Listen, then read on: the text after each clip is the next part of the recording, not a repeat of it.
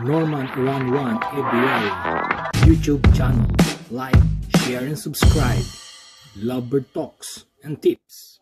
Shout out to Marvin Diego Tubias, Kabayan Densyo, Imposki Tinaya, Luis Ribas, Sheila Portu, Dayan Holman, Daniel's Nature Discovery, Kuya Joms TV, at kay Fred Morga.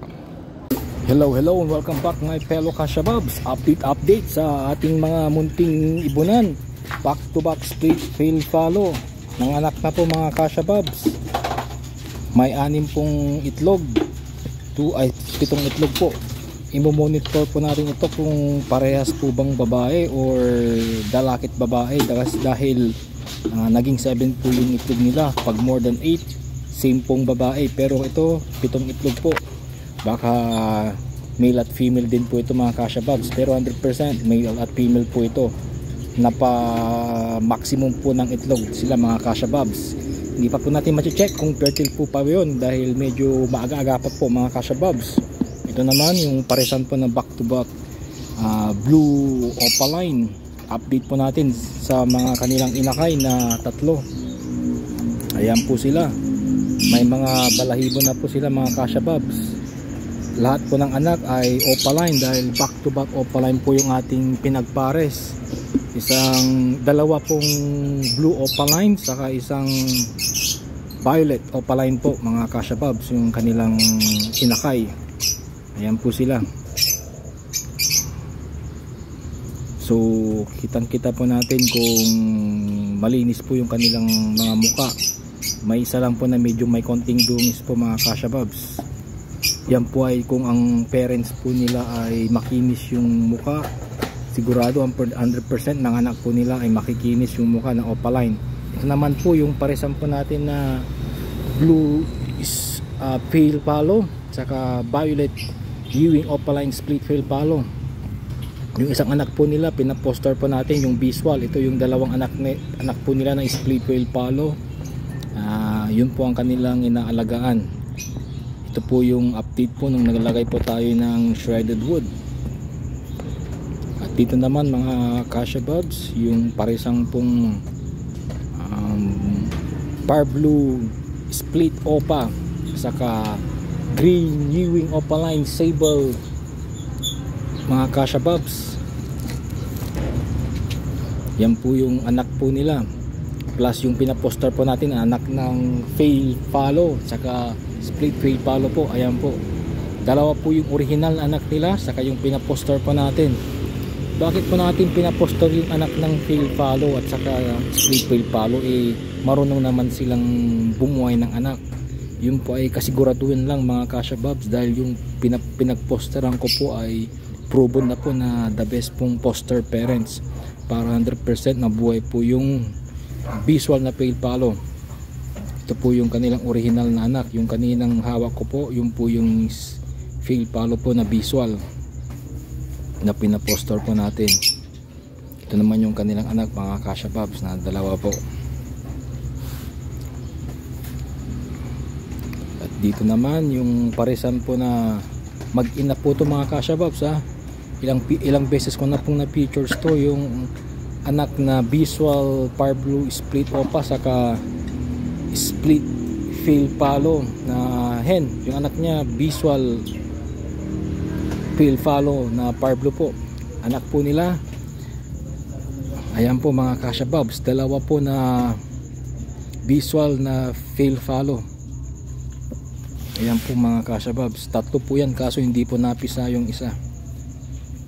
Dalawa pong visual na fail follow. Sana po parehas silang visual na split opa, para lalaki po ang mga yan mga Kashababs.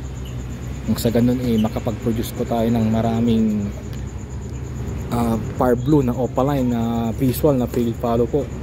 At ito naman yung paresan po natin na par blue hen opaline saka green Ewing split opa split blue.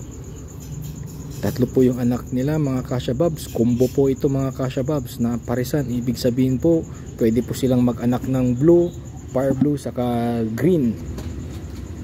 Kaya the best po yun na parents po. Saka foster parents din po mga Kasha Bobs.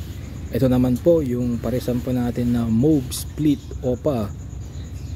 At saka green opaline po. Second clutch po nila. May isa po na hindi po fertile, yung isa pong anak nila pinaposter po natin mga Kasha Bobs. Kaya yun po. At dito naman mga Kasha Bobs, update po tayo mga Kasha Bobs. Ito po yung anak nung kanina na sineparate ko po. Ipapaposter po natin ito sa kanyang original na magulang dahil medyo malaki na po siya mga Kasha Bobs. Yung po yung isa na hindi po nagfertile.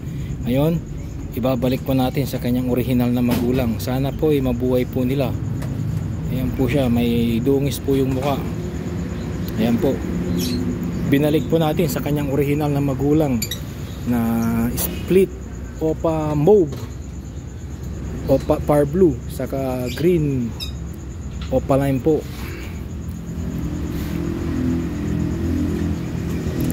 Saka dito naman mga Kasha Bobs, yung parisan po natin na Lutino hen saka green Ewing opaline. Update po sa kanilang anak.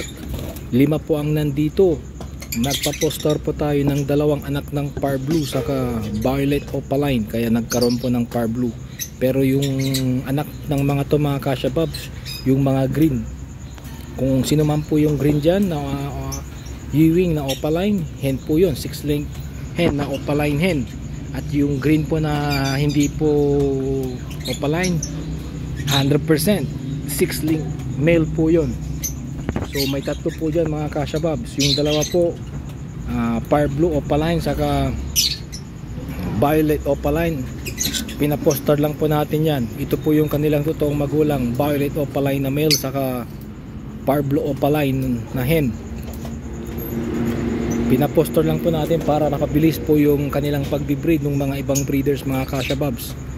Total, ang basehan ko po dyan yung kanilang mga laki. Yung sa ganun, sabay-sabay po silang alagaan dahil pare-parehas po yung kanilang mga laki mga Kasha Bobs. To produce more offspring po dun sa mga ibang breeder. Huwag kalimutang pa-subscribe, pa-like, pa-share. At kung nagustuhan mong vlog kong ito, pa-thumbs up. At kung hindi man, pa-thumbs up pa rin mga Kasha Bobs. Maraming salamat po.